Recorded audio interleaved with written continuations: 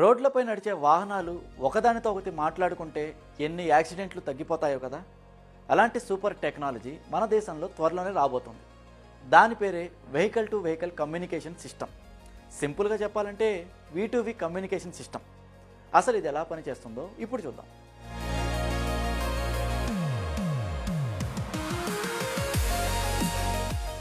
V2V communication సిస్టంతో ఒక వాహనం దానికి దగ్గరలో ఉన్న మరో వాహనంతో కమ్యూనికేట్ చేస్తుంది. అంటే సింపుల్గా చెప్పాలంటే నిర్దిష్ట దూరంలో ఉన్న వాహనాలు ఒకదానితో ఒకటి మాట్లాడుకుంటాయి. అందులో ముఖ్యంగా వాహనం ఎంత స్పీడ్తో వెళ్తోంది, ఏ పొజిషన్లో ఉంది, ఎటువైపు వెళ్తోంది, యాక్సిలరేషన్ ఎంత ఉంది, ఇలాంటి సమాచారాన్ని షేర్ చేసుకుంటాయి. దీంతో సడన్ బ్రేకింగ్, ముందున్న వాహనానికి డాష్ ఇచ్చే ప్రమాదం, అన్సేఫ్ లేన్ చేంజ్ గురించిన సమాచారాన్ని డ్రైవర్కు లేదా వాహనం సేఫ్టీ సిస్టమ్కు అందిస్తుంది. ముఖ్యంగా అంబులెన్స్ లాంటి ఎమర్జెన్సీ వాహనాలను బ్లాక్ చేయకుండా అలర్ట్స్ పంపిస్తుంది. రాంగ్ రూట్లో ఏమైనా వాహనం ఎదురుగా వస్తున్నా ఈ సిస్టమ్ అలర్ట్ చేస్తుంది.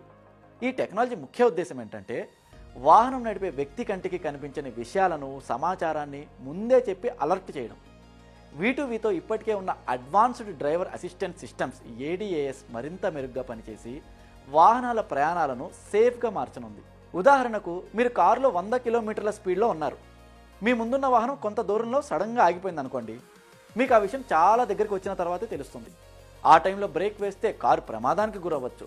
సేమ్ టైంలో మీ వెనకాలే ఉన్న ఇంకో కారు కూడా సడన్గా బ్రేక్ వేయాల్సి రావచ్చు. ఏ మాత్రం తేడా వచ్చినా అక్కడ పెద్ద యాక్సిడెంట్ జరగచ్చు.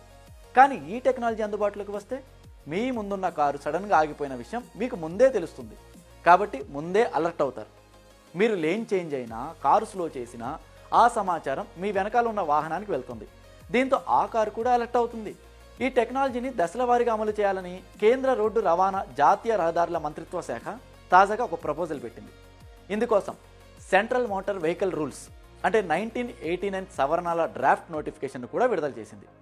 ఇక ఈ కమ్యూనికేషన్ కోసం 5.875 గిగాహెడ్జ్ నుంచి 5.925 గిగాహెడ్జ్ ఫ్రీక్వెన్సీని ఎలాంటి లైసెన్స్ లేకుండా ఉపయోగించుకునేలాగా డిపార్ట్మెంట్ ఆఫ్ టెలికమ్యూనికేషన్స్ ఇదివరకే అనుమతులు ఇచ్చింది. వాహనం తయారీ కంపెనీలకు కూడా కేంద్రం కొన్ని రూల్స్ పెట్టింది.